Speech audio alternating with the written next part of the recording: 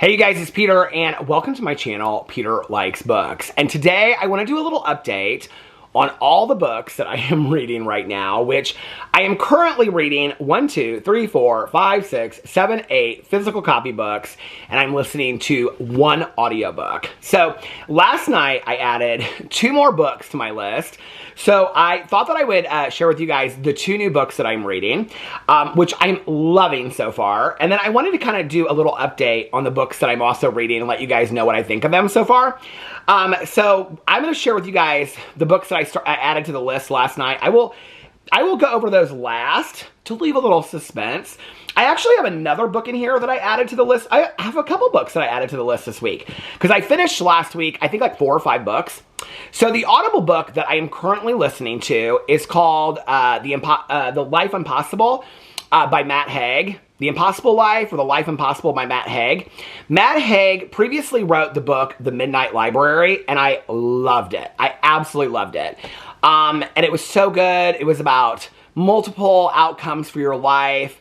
Matt Haig is somebody that writes like magical realism, and so it's like real life but mixed with kind of like a magical element to it. It's kind of surprising that I would like something like that, but I really, really do. So I had got this audiobook months ago, I think, and it's his newest book. It came out in 2024, and I was like, I don't really know what I'm going to think about this book. And so I started it earlier in the week while I was walking, and it's about a 72-year-old woman, I believe from Brighton, UK, and her husband's passed away, her dog's passed away, she's a retired school teacher, and so this woman she used to work with back in the day that she was friendly with, but not necessarily even close, left her a house in Ibiza, Spain. So she's like, I'm just gonna go, like I'm gonna pack my bags and I'm gonna go to, her life is like, defines her life as very small. So she goes to Ibiza, and the house is really not that much, and she's like there, and she doesn't really know why she's there, and all this kind of weird stuff starts happening about her. So it's about, and then her friend has also passed away, and they think that that she was murdered. And so it's kind of like her trying to figure out what happened to her friend. But along the way, it's kind of like a thriller meets like the Celestine Prophecy. I mean, there's a lot of learning lessons as well. I am loving it so far. So I loved the beginning of it, then part of the middle of it I got kind of bored in, and now I'm loving it again. And I'm in the last third of it. So I would recommend it. If you like The Midnight Library, you would absolutely like, I think it's called The Life Impossible. My phone's downstairs, or I would let you know what it is. Okay, so let me get to the books that I have been reading. Now, everybody has been asking me what I think about Planet Barbarians by Ruby Dixon, which is book 1 in the Planet Barbarians series. So for those of you that do not know, my neighbor and I, last year, we talked about reading these books. So I was in the airport in Miami, and I was in the bookstore, and I was waiting for the plane, and they had they had all these books. And one of the areas of the books that they had, it said, like trending books on TikTok or Goodreads or something like that. And this was one of them. So I took a picture of it. When I'm in bookstores or I'm in, gift shops in the airport and whatever, I take pictures of books that I think I might want to read. So I took a picture of this and I talked about it on my vlog, and people were like, oh, that is straight up smut. Have you not heard of it? And I was like, no, and I looked into it and whatever. So I'm not a romance reader. I'm not a smut reader at all. I'm not against it. It's just not typically what I read. And so I talked to my neighbor last summer about reading these. I think it was in March of last year that I found this book. And so I thought there were only 7 books in the series. Apparently there's like 20 or 21. So my neighbor and I next door, we decided that we were going to read them this summer. We were going to read the first one and see what we thought. So our goal was to read the first chapter. The main character's name is Georgie by Tuesday of this week. And then my friend Nikki is also reading these books with us. So I am currently on page, I'm trying to read it kind of slow because she's got her college reunion this weekend. So we're kind of pacing ourselves. We're doing like a book a month. So I'm currently on page 56, and it goes back and forth so far between Georgie, the main character, and Vectel, who is the alien. So it's about these women that are all 22 years old, and they're abducted from somewhere on Earth, and they're all being taken, like smuggled to another alien planet, basically to be sold. And the alien ship crashes on this like ice planet. And then Georgie's the one that's sent out to kind of find out, like, if they can find any food and water or somebody to save them or whatever. And then she runs into this alien named Vectel, and he thinks that she's his mate. So that's what it's about so far. Now, I will tell you, I was not prepared for this, okay? This is straight up smut erotica. I will give you that warning right now. I was not prepared for this, okay? At the first chapter is all just kind of about, like, her and being on the alien ship, and she doesn't know why she's there, and the other women don't know why they're there and stuff like that. But then the second chapter, when she meets Vectel, it's very smutty. And so if that's not something that you like, you're not gonna like this book, okay? I mean, I find myself kind of like, oh my God. I mean, think of 50 Shades Grey, the XXX version of it, and that's what Planet Barbarians is. I don't dislike it, though. I actually really like the voice of the main character, Georgie. Somebody said that it's written kind of like third grade writing. So many books are written like third grade writing anymore. So many books, thrillers. I don't think the Frida McFadden books are written that great. So many books that I read, I don't think the writing is that fantastic. The writing is not great in this book, but it's not distracting to reading the book because it's literally written like in the voice of the main character, Georgie. So anyway, so I'm reading that. I'm also reading, and I'm having a hard time getting into this. So I have a whole crate in the basement of, like, the Fear Street books, the Caroline Cooney books, like Face on the Side of a Milk Carton and all those books. And so, like, all those, like, you know, teen books from, like, the 80s. And so I'm trying to, like, read, like, one a week this summer and get through them because I've had them forever. And so I was going through them this past weekend, and I found this one that's called The Surprise. Oh, because I watched Prom Queen on Netflix. So this one is called The Surprise Party, Fear Street by R.L. Stine. I actually bought the first 3 books that come in like an anthology, and it's coming soon. I'm going to be doing a haul for you guys because I've got a bunch of books to show you. So I bought this one. I'm reading this one. It's called The Surprise Party by R.L. Stine. I'm only on chapter 3 right now. I'm having a really hard time. So what I do, because people are like, how do you read so many books at the same time? So I'll just kind of like, I usually start with, well, I'll show you what I start with in a second, but I usually start with like the more serious books, and then I kind of go to the more like horror, scary thriller books. But I usually read, like, I try to read like a chapter or 2 in every book every night. One of the books I'm reading like 10 to 15 pages a night because I'm trying to finish it by the end of the next week. But I'll read like a chapter or 2 a night, and then through the course of a month, I usually finish 5 or 6 books. It's kind of like watching different TV shows to me. I don't really have a hard time keeping the stories separate. Before, I would kind of have a hard time, and so I would do like a book of short stories, a book of essays, a horror novel, anyway. But I don't really have that hard of a time keeping the stories separate. It's like watching different TV shows for me. So this book is about their friend, and this girl's brother was murdered the year before, and then his girlfriend's coming back to town, and they're having a surprise party for her, and they start getting these phone calls that say don't have a surprise party or else. And that's basically that book so far. Okay, so it's okay. I mean, it's not great. So then I'm also reading Clown in a Cornfield. My friend Nikki already finished this book. She did not like it. I mean, she didn't dislike it, but it was like a 3 for her. I am loving this book. I am loving the voices book. I'm liking the setup of it. I'm not even really to the scary part of it yet. I'm only on chapter 6. I'm on page 89. Yeah, you can see my bookmark. So it's about this girl named Quinn, and her dad is a doctor, and her mom has passed away, and they moved to this small town called Kettle Springs. And she's from Philadelphia, I believe. And so she's never lived in like a small town before, and so she's going to a small town, and she meets all these people that are like, they have a YouTube channel and TikTok, and they're kind of like the popular kids at school, but they're always in trouble. So it is about this like factory that closes down this town. This kid like set fire to it, and like the police are out. It's very like, imagine a horror movie, but like written as a book. It's fantastically done.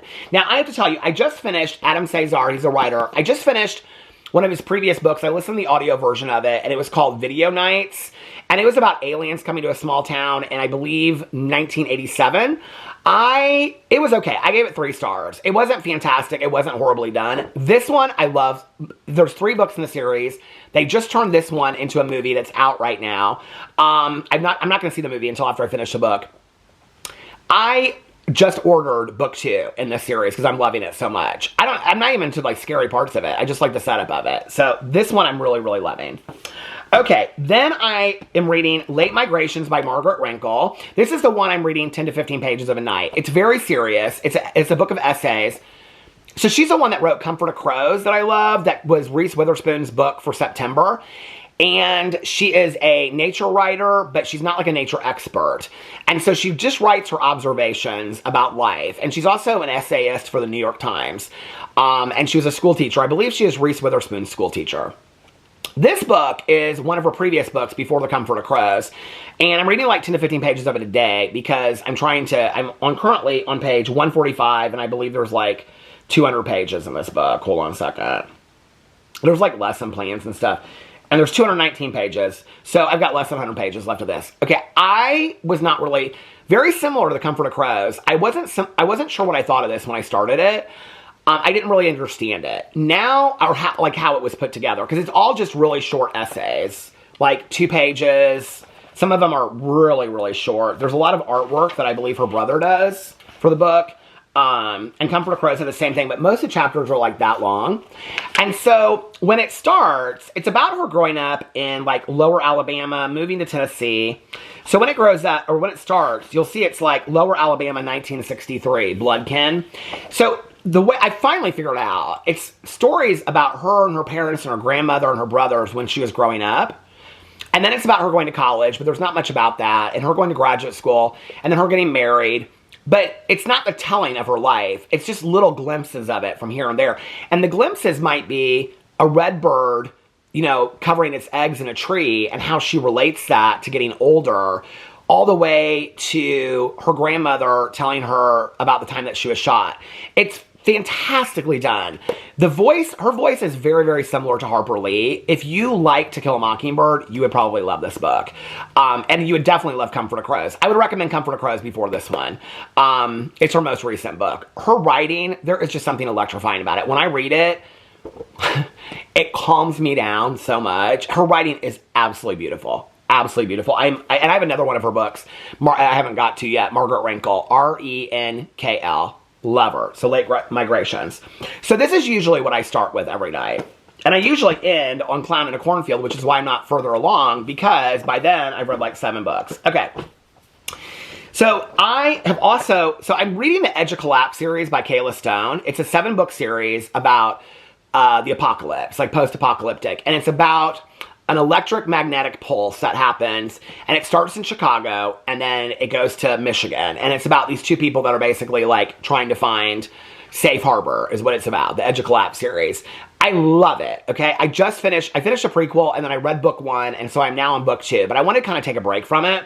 So when we were going to Miami, I had bought this series by Kyla Stone, the same author, and it's called the Nuclear Dawn series, and this is Point of Impact, and it takes place in Miami, and it's about ground nuclear bombs that go off in Miami, but they've also gone off in Chicago, Washington, D.C., and New York City.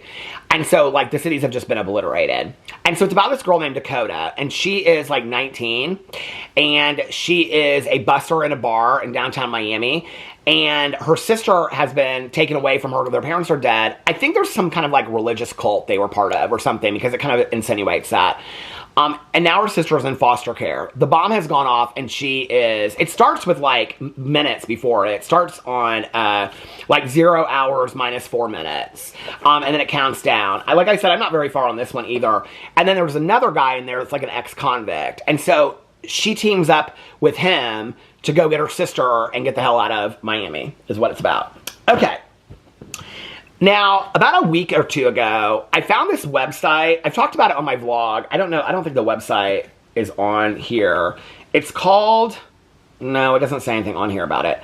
But it's something like, they're all like strange and bizarre books. And they keep on coming up for me on Instagram and stuff. So I was like, I'm going to look at this website. And I ordered 2 books from it. And the first book that I got is by Kel Byron. And it is called A Lonely Broadcast, Book 1. Book 2 is not out yet. I think Book 2 comes out this year.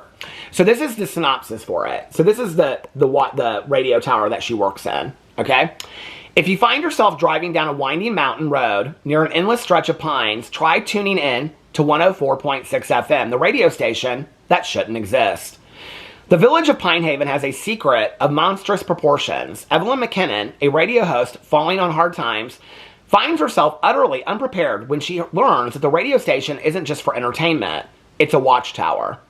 She's stalked by a bird with human eyes, her new co-host won't stop singing show tunes, and when the fog rolls in, the beasts of Pine Haven Forest begin their brutal hunt. Evelyn and her friends are suddenly face to face with something much scarier than ravenous flesh giants and vengeful spirits. Responsibility. Okay, so I wasn't really sure, I'm only on chapter 3 at this point. I wasn't really sure what I thought of this when I started it, and somebody said, oh, it reminded them of The Fog, the movie. It's nothing like The Fog. Fog is a character in this movie, like not the name of a character, but it's like Fog is a character in the movie. The book, it reads like a movie. But it's about this girl that gets this job. She's like always wanted to be a radio host, but she's stuck in this watchtower and all this weird stuff happens. It actually says on here that Kel Byron began her writing career in college, but it says on here that she actually started this on where is it at? Okay. She began posting stories on Reddit's No Sleep forum as a love letter to creature features, body horror, and the fear of the unknowable. To her surprise, the Lonely broadcast series gained a modest but loyal following and inspired her to continue disgusting people on purpose. You guys, it's really good. It's really, really good. It's called A Lonely Broadcast. And I'm trying to support, like, her and Kyla Stone, more independent writers. And so I really, really like this. Check it out. A Lonely Broadcast, Book 1. Okay, so then last night I was in the basement because I'm looking for book 1 of Witch's Sister by Phyllis Reynolds Naylor. And as I was there, I have all my books on this desk down there that I'm keeping, like, into categories. And I saw Joan Didion's The Year of Magical Thinking. And right next to it was this book called Play It As It Lays. I am not familiar with Joan Didion. The only book of hers that I've read is Slouching Towards Bethlehem. I love Joan Didion. I've watched documentaries about Joan Didion. I love her as a writer. I love her as a person. She sadly passed away, but I love Joan Didion. I loved her ad campaign for the brand Celine. But I don't know anything about this book. So I started reading this last night. It's one of her 4 books of fiction. I think she has 4 books of fiction that she wrote in her lifetime. Hold on. Yeah, she wrote 4 books of fiction in 1, 2, 3, 4, 5, 6, 7, 8, 9, 10, 11 books of essays and nonfiction. So I started this last night. This was the second book that I started last night next to Late Migrations. If I wasn't reading 6 other books, I could have finished this book in one setting. It is so good. And I don't even know why I love it so much. A ruthless dissection of American life in the late 1960s, Play It As It Lays, captures the mood of an entire generation. The emptiness and ennui of contemporary society reflected in spare prose that both blister and haunts the reader. Set in a place beyond good and evil, literally in Hollywood, Las Vegas, in the barren wastes of the Mojave Desert, but figuratively in the landscape of an arid soul, Play It As It Lays remains, more than 3 decades after its original publication, a profoundly disturbing novel, riveting in its exploration of a woman and a society in crisis, and stunning in the still startling intensity of its prose. So it's about this woman named Mariah, okay? And she is from this small town in Nevada, and her dad was like this guy that was like always trying to like come up with big ideas, and it was like outside of Las Vegas. And then she moved to New York to become a model and became a model and met this guy and became an actress in movies. And she ends up marrying this guy that's a director. By the time that you start the book, she's kind of like and this is in the late 60s, she's kind of like in this upscale relaxation mental health facility. And she's murdered somebody, but you don't really know why she's murdered somebody or how she's murdered somebody. They reference it. And her daughter has also passed away, and you don't know why. And so it goes back in time, and it's her, and it's very short chapters. I mean, the chapters are like a page and a half, 2 chapters long. It's literally like her sitting with her legs in the pool talking to this guy late at night, her talking about driving on the freeway in Los Angeles. It's like, do you ever watch like Shortcuts, which is based on the Raymond Carver? It reminds me of that a little bit. It's fantastically done. Fantastically done. And I actually, last night, I got online and I ordered 6 Joan Didion books because I was like, I am in love with this. Like, I want this to be the summer of Joan Didion for me. So that's the other one I got. Then when I was downstairs and I was looking for books, I found this book that years and years and years ago. Okay, so when I was growing up, I loved old movies with my mom. And one of my favorite movies that I ever watched, still one of my favorite movies to this day, is Sorry, Wrong Number with Barbara Stanwyck. And my mom and I loved it so much. It's about a woman that is like, she's in her bed, she can never leave her bed, and she overhears like a murder being planned. She doesn't realize the murder is her murder. And so I loved it. And the book was written, and the screenplay was written by Lucille Fletcher.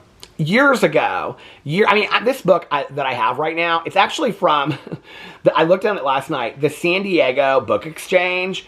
The book was published in, hold on a second, this book that I'm holding was published in 1975. I think I bought this book, I don't know, sometime after I got sober, but probably like, it was when eBay started, so I don't know, 10 years after that, whatever.